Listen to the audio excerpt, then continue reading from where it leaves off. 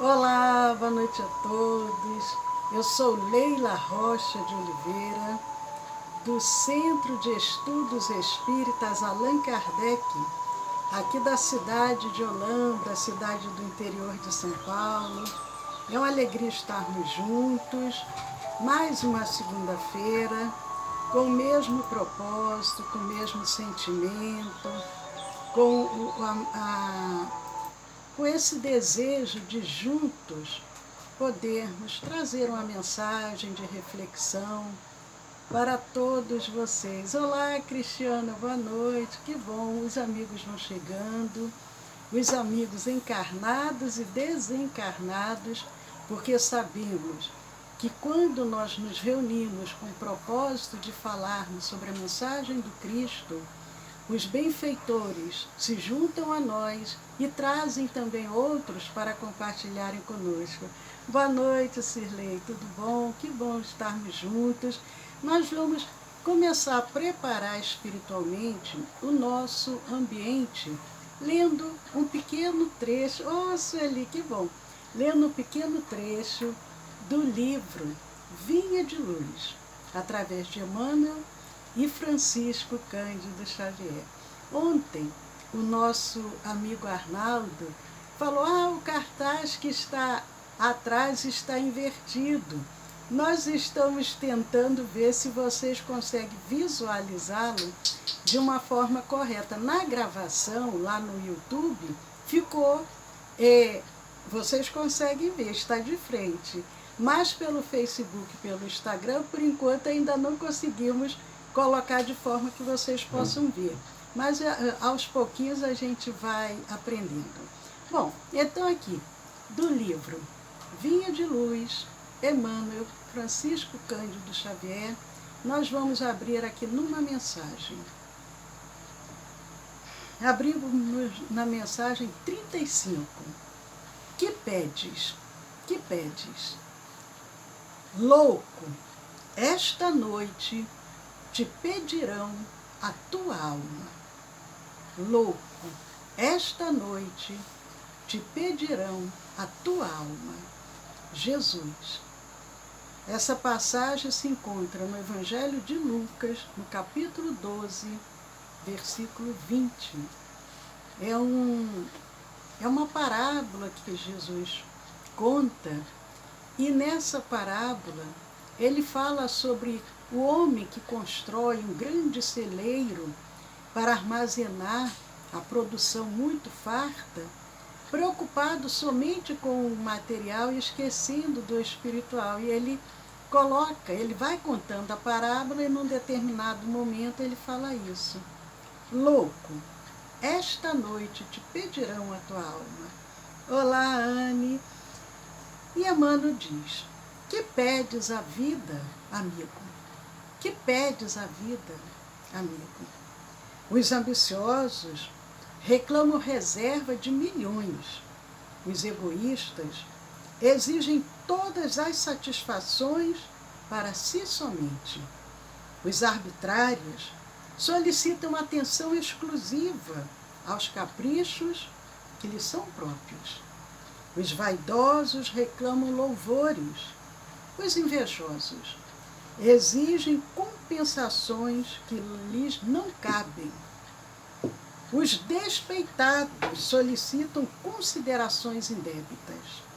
Os ociosos pedem prosperidade sem esforço.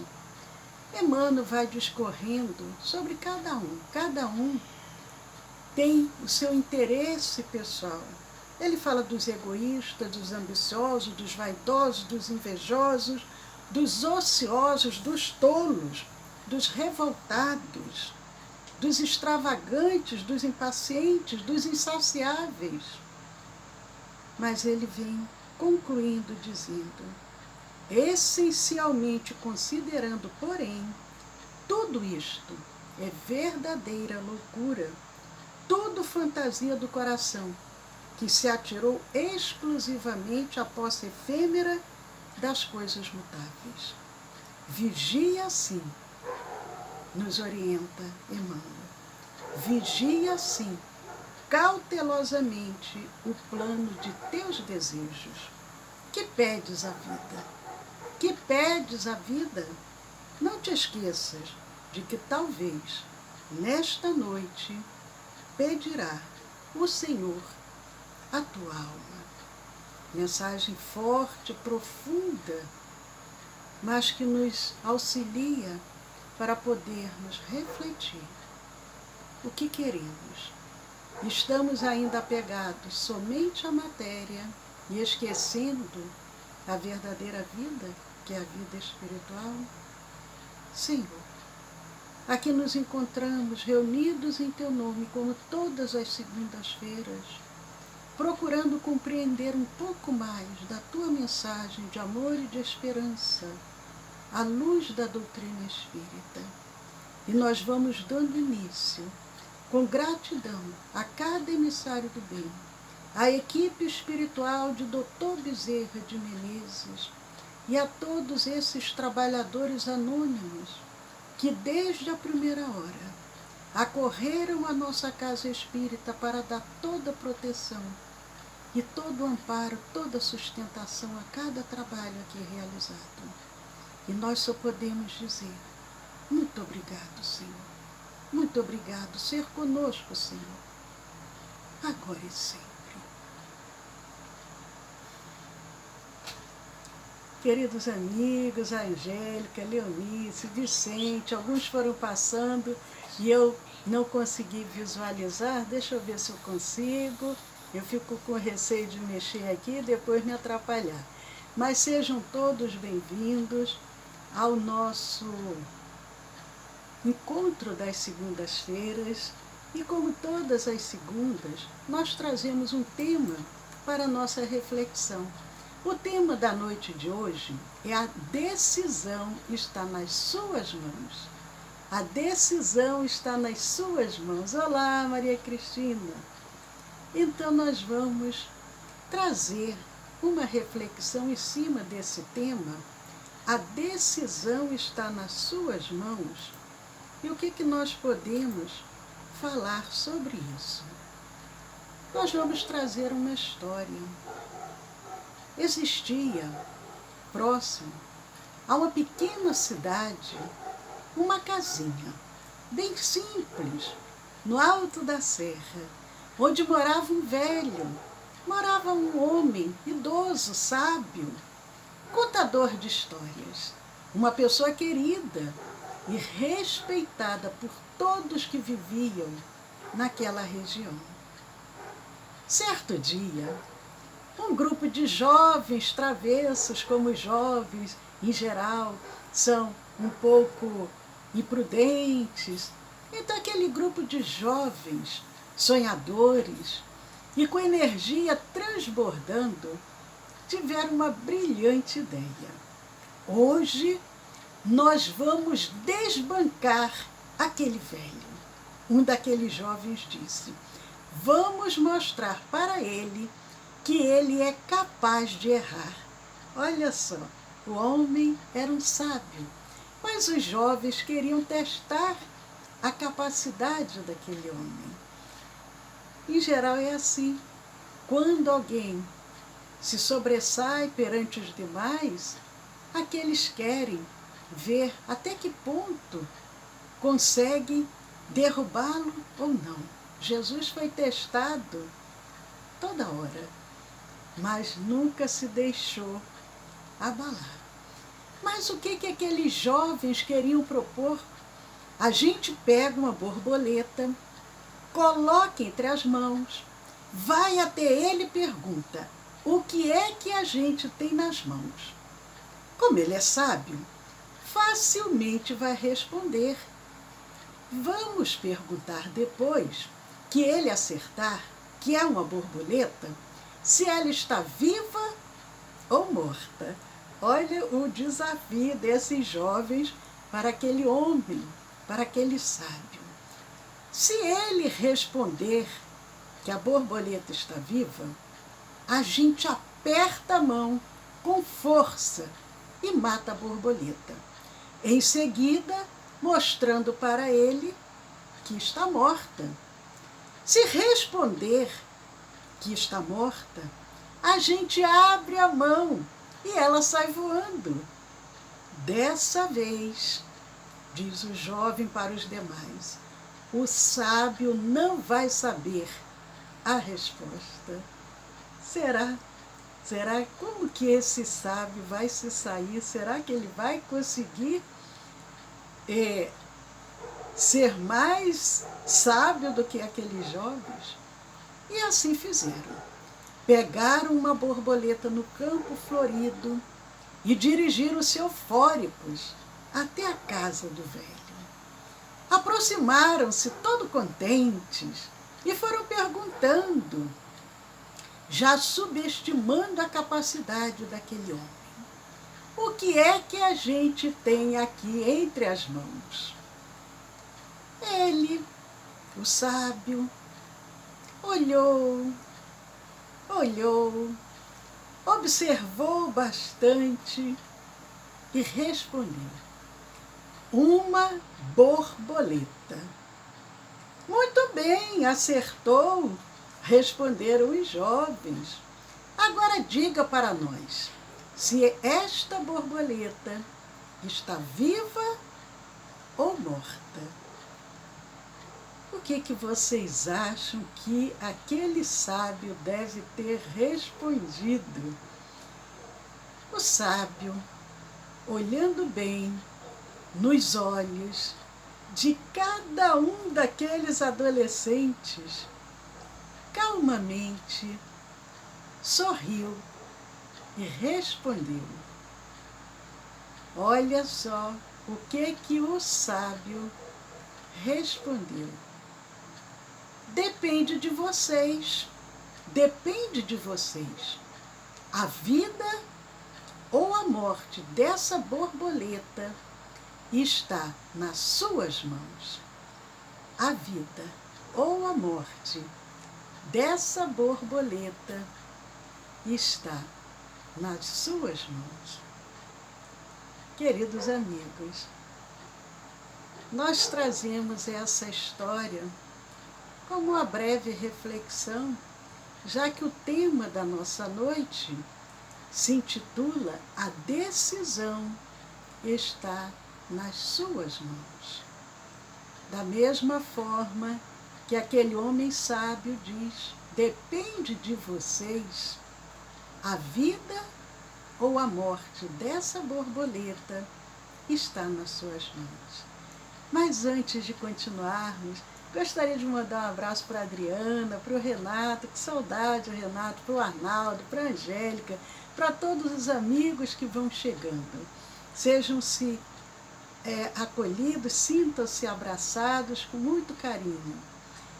Nós vamos lembrar uma passagem que se encontra no Evangelho de Mateus, no capítulo 27 do Evangelho de Mateus, quando ele vem narrando o episódio que aconteceu com Jesus. Um episódio muito triste e que o evangelista nos traz. Ele começa a narrar esse episódio no capítulo 27, a partir do primeiro item, do item 1 e seguintes. E ele vem dizendo, e chegando amanhã, todos os príncipes dos sacerdotes e os anciãos do povo formavam juntamente conselho contra Jesus para o matarem. E manietando-o, prendendo Jesus, amarrando suas mãos, o levaram e o entregaram a Pôncio Pilatos. Pilatos, que era o governador. E foi Jesus apresentado ao governador, a Pôncio Pilatos. E o governador o interroga dizendo, és tu o rei dos judeus? E disse-lhe Jesus, tu o dizes. Jesus tinha muito disso. Muitas das vezes ele respondia alguma pergunta de uma forma questionadora. E sendo acusado pelos príncipes dos sacerdotes e pelos anciãos, nada respondeu. Disse-lhe então Pilatos: não ouves quanto testificam contra ti? Quantas acusações estão sendo levantadas contra você? E nenhuma palavra lhe respondeu. De sorte que Pilatos estava maravilhado. Ora, por ocasião da festa, vem narrando o evangelista Mateus, continua narrando esse episódio. Por ocasião da festa, costumava o governador soltar um preso, escolhendo o povo aquele que quisesse. E tinham então um preso bem conhecido, chamado Barrabás. Portanto, estando eles reunidos, disse-lhes Pilatos: qual quereis que vos solte?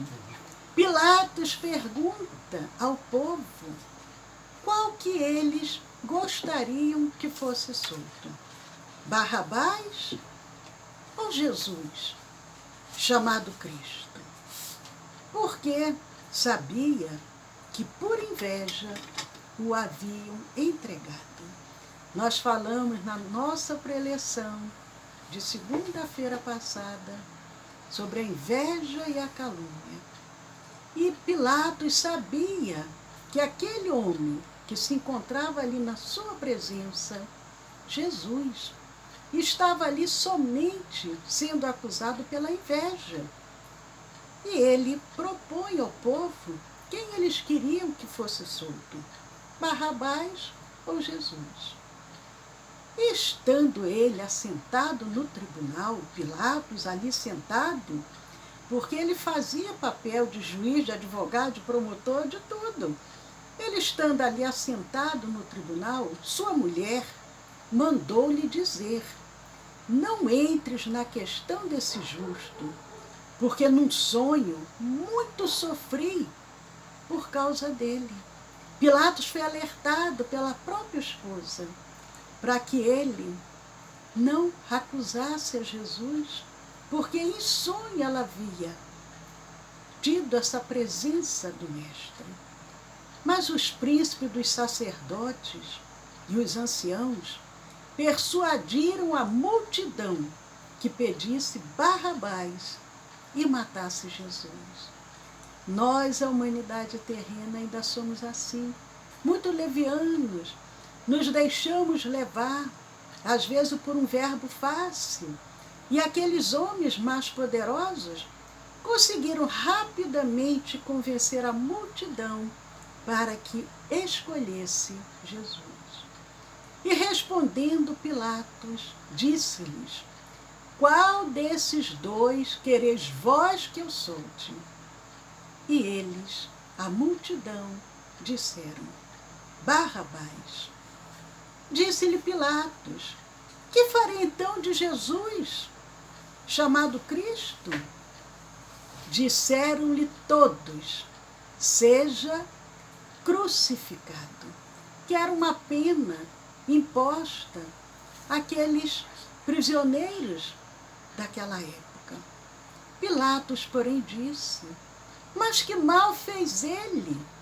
E eles mais clamavam, dizendo: seja crucificado, porque a multidão, ensandecida, influenciada, provavelmente sofrendo influências espirituais daqueles espíritos obsessores que não gostavam de ver a conduta de Jesus, insuflava a multidão: queremos vê-lo crucificado. Então Pilatos, vendo que nada aproveitava, antes o tumulto crescia, a multidão ficando agitada, enfurecida, tomando água, Pilatos pediu uma bacia de água. Pediu uma bacia, tomou daquela água, lavou as mãos diante da multidão, dizendo: estou inocente do sangue deste justo. Estou inocente do sangue deste justo. Considerai isso. Pilatos fala para a multidão. E respondendo todo o povo, olha o que o povo respondeu a Pilatos. O povo disse: o seu sangue, o sangue de Jesus, o seu sangue caia sobre nós e sobre nossos filhos. Essa passagem se encontra no Evangelho de Mateus, capítulos 27, do item 1 até o item 25. Queridos amigos, a multidão opta pela escolha do suplício do Messias. E ainda diz: o seu sangue caia sobre nós e sobre nossos filhos. Então soltou-lhes Barrabás e, tendo mandado açoitar a Jesus, entregou-o para ser crucificado. É um momento muito forte quando nós relemos essa passagem que se encontra no Evangelho de Mateus. A decisão está nas suas mãos.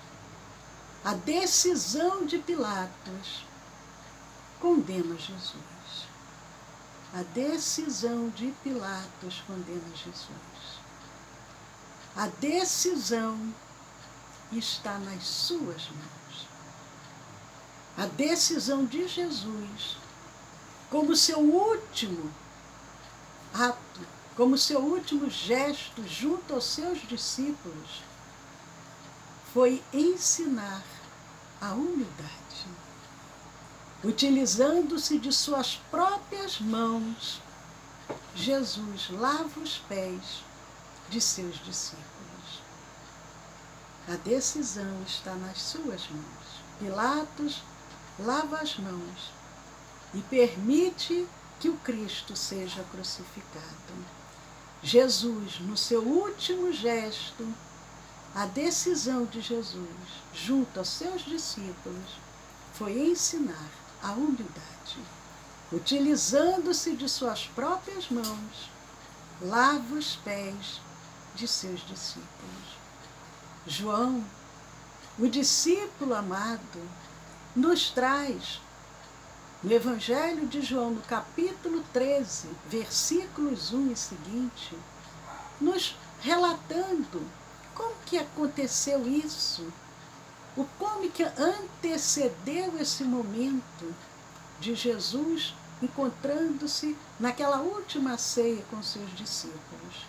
E ele vem narrando, João: ora, antes da festa da Páscoa, sabendo Jesus que já era chegada a sua hora de passar deste mundo para o Pai, como havia amado os seus que estavam no mundo, amou-os até o fim.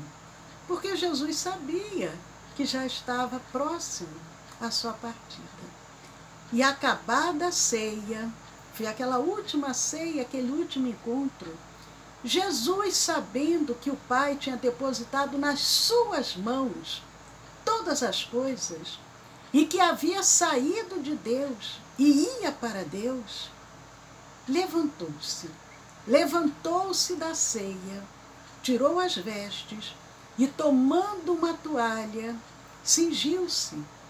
Depois, deitou água numa bacia e começou a lavar os pés dos seus discípulos e a enxugar com a toalha os pés de cada um. Disse-lhe Jesus: aquele que está lavado não necessita de lavar senão os pés, pois no mais todo está limpo. Ora, vós estáis limpos, mas não todos. Nós temos que, ao ler o Evangelho, procurarmos entender os significados, os simbolismos, a verdadeira mensagem que ali se encontra. Quando Jesus diz a seus discípulos que a necessidade era apenas de lavar os pés porque eles já estavam limpos, ele não está dizendo nem está abolindo a necessidade de um banho, de uma higiene corporal, mas ele falava com a limpeza, da pureza do coração. Mas, por outro lado, ele diz, mas nem todos vós estáis limpos, porque ele sabia que Judas iria traí-lo. Depois que lhe lavou os pés e tomou as suas vestes e se assentou outra vez à mesa, disse-lhes, entendeis o que vos tenho feito? Ele pergunta aos discípulos, vocês entenderam o meu gesto? Aprenderam comigo esse último gesto que eu estou aqui ensinando a vocês? Vós me chamais mestre e senhor, e dizei bem, porque eu o sou. Jesus, o único título que ele aceitou foi o título de mestre. Ele foi chamado de muitos títulos, mas o único que ele diz que ele aceita é o título de mestre. Ora, se eu, senhor e mestre, vos lavei os pés, vós deveis também lavar os pés uns aos outros. Porque eu vos dei o exemplo, para que, como eu fiz, façais vós também. Logicamente que Jesus aqui também, mais uma vez, de forma simbólica, não quer dizer que nós precisamos sair lavando os pés de todo mundo para podermos honrar o compromisso, para sermos verdadeiros cristãos. Mas o que ele quer nos ensinar aqui, ele complementa dizendo, na verdade vos digo, que não é o servo maior do que o seu senhor, nem o enviado maior do que aquele que o enviou. Se sabeis estas coisas, bem-aventurados, felizes sois, se as fizerdes. Está no Evangelho de João, no capítulo 13, de 1 até 17. Passagem belíssima. E o que é que nós podemos, mais uma vez, refletir? A decisão está nas suas mãos. Jesus utiliza-se das mãos para o último testemunho de amor. Pilatos utiliza-se das mãos para livrar-se da responsabilidade e da culpa. Livrar-se da culpa, como se fosse possível, somente com o ato exterior de lavar as mãos, ele estivesse livre da responsabilidade e da culpa.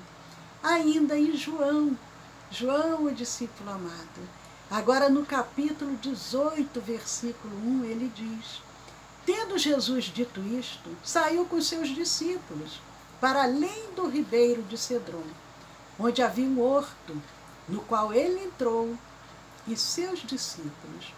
E Judas, que o traía, também conhecia aquele lugar, porque Jesus muitas vezes se ajuntava ali com seus discípulos. Tendo, pois, Judas, recebido a corte e oficiais dos principais sacerdotes e fariseus, veio para ali com lanternas e archotes e armas. E horas depois, nós sabemos o que aconteceu. Ali naquele momento, ali no horto, Jesus, indicado por Judas ainda vai e ainda lhe dar um beijo, como uma maneira de mostrar, este é o Messias, é este a quem eu estou entregando. E os soldados têm pleno conhecimento que era ele, porque Judas se aproxima e o beija. Tem um texto de Wesley Pinha que ele vem falando. Horas depois da última ceia, Jesus foi preso e levado pela cúpula pela cúpula religiosa judaica a Pilatos para ser julgado e condenado à morte. Pressionado pelos líderes farisaicos, como nós já vimos, e pelo apelo popular por sangue, Pilatos entregou Jesus para ser crucificado. Antes, tomou uma bacia com água e, de forma dramática, declarou sua inocência a todos, lavando as mãos. Ao fazer isso, Pilatos se utilizou de uma prática conhecida do próprio povo judeu, conforme consta no Antigo Testamento, em Deuteronômio, no capítulo 21.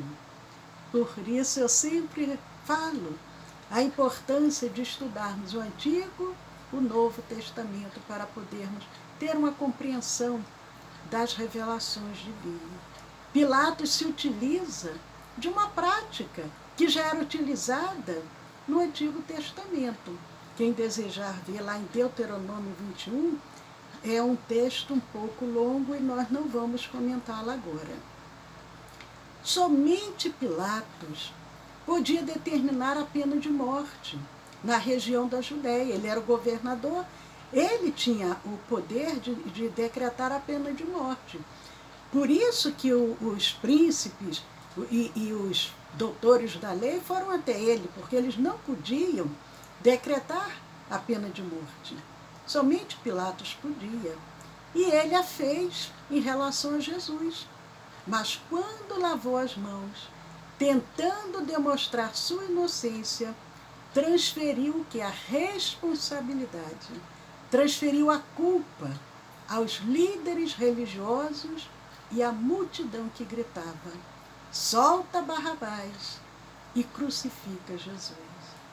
Ele achou que com esse simples gesto exterior, a sua responsabilidade e a sua culpa estaria sendo transferida. Se Pilatos, ao lavar as mãos, objetivava transferir a responsabilidade pela condenação do Cristo, Jesus, ao lavar os pés dos discípulos, assumiu a responsabilidade de ensinar aos seus discípulos a humildade e a fraternidade. Queridos amigos, são opções.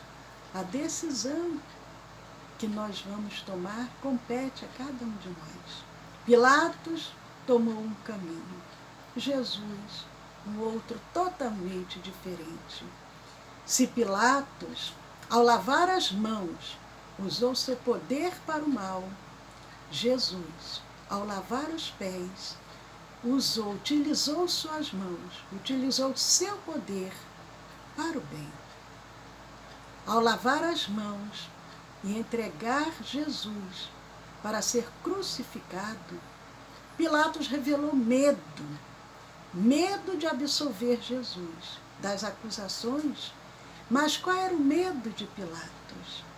Era o medo de perder a sua carreira política, da sua carreira política ser destruída. Era o medo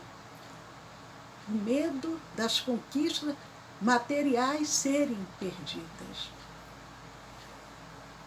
João, mais uma vez, no capítulo 19, versículo 12, traz o seguinte relato: se soltas este, não és amigo de César.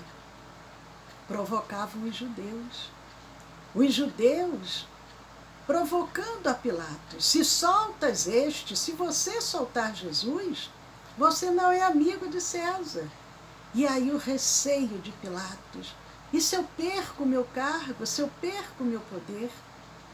Se Pilatos lavou as mãos por medo, Jesus lavou os pés dos discípulos por amor.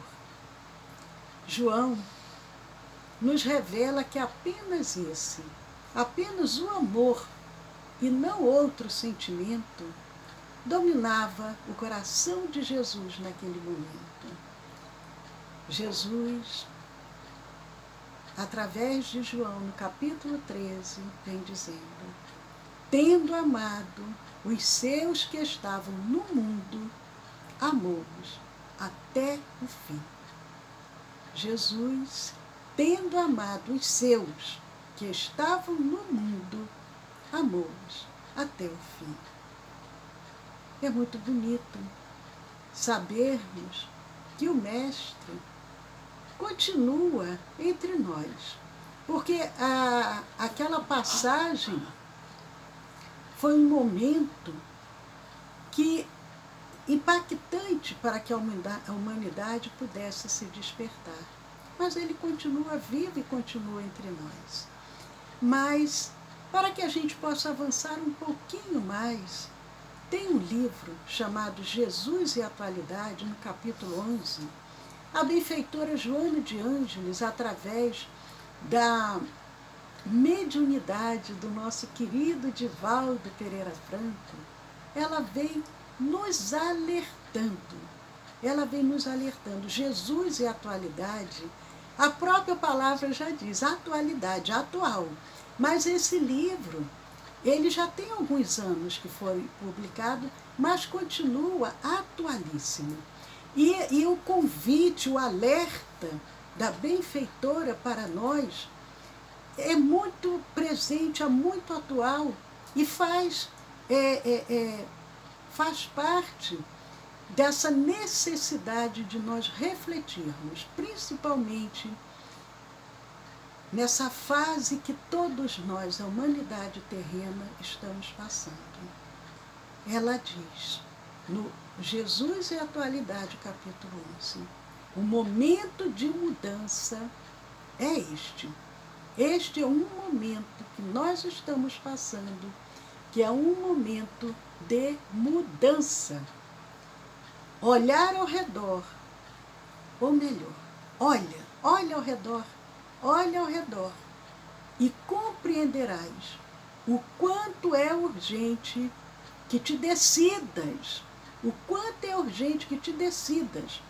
pelo melhor e duradouro para ti, como ser imortal que és. Nós, em geral, esquecemos que somos seres imortais e nos preocupamos somente com a matéria. Nos preocupamos somente com o momento presente, com o dia a dia. É necessário estarmos na carne, mas esquecemos que somos seres imortais. Deixa-te permear, deixa-te envolver, diz Joana de Ângeles, pela presença dele. Dele quem? De Jesus. E feliz, segue-o. Deixa-te permear pela presença dele e feliz, segue-o.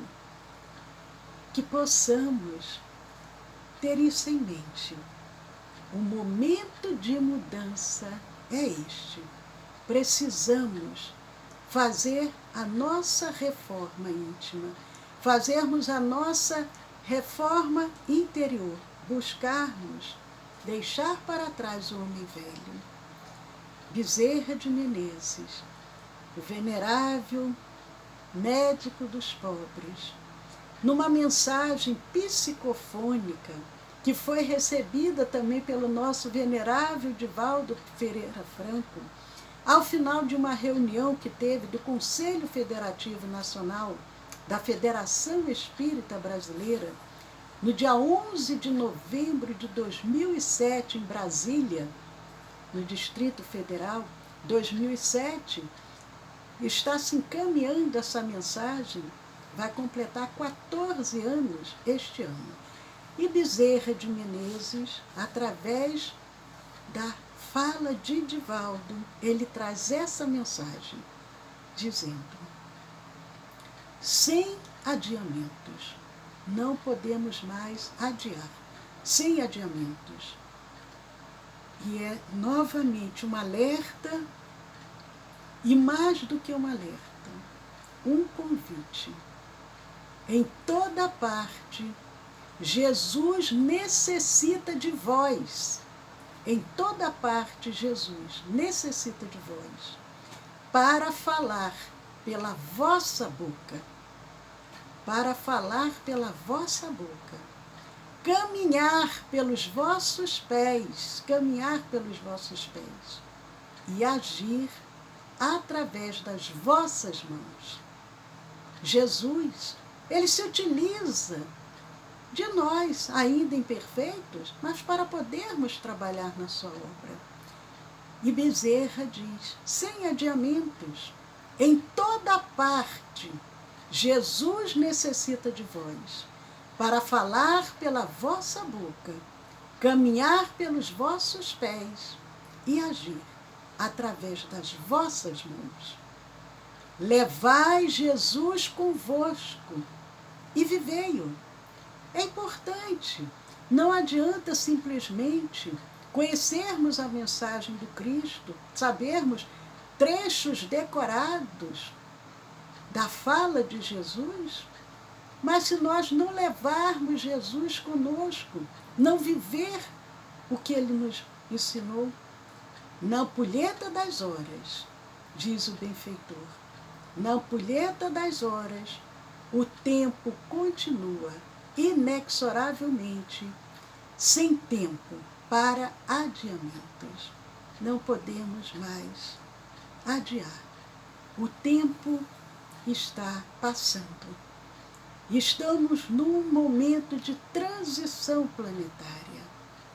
Vigiai, diz Bezerra de Menezes. Vigiai, orando. Vigiai, orando. E amai, servindo. Vigiai, orando. E amai, servindo. Orar, vigiar, amar, servir. Trabalhar sempre com Jesus. E voltando ainda, mais uma vez, a Joana de Ângeles, no capítulo 11 de Jesus e Atualidade, ela nos diz, com tal atitude, os teus problemas mudarão de aparência. Com tal atitude, os teus problemas mudarão de aparência, perderão significado afligente, contribuirão para a tua felicidade. Porque quando nós voltamos os nossos olhos para outros irmãos de humanidade, aqueles problemas pessoais, eles se tornam menores. Quando nós percebemos à nossa volta outros precisando tanto, quando nós estamos aflitos por pequeninas coisas, nós vamos deixando de lado os nossos interesses pessoais e vamos abrindo nosso coração. E com isso nós vamos conseguindo trazer para nós a felicidade, trazer a verdadeira paz que Jesus nos prometeu.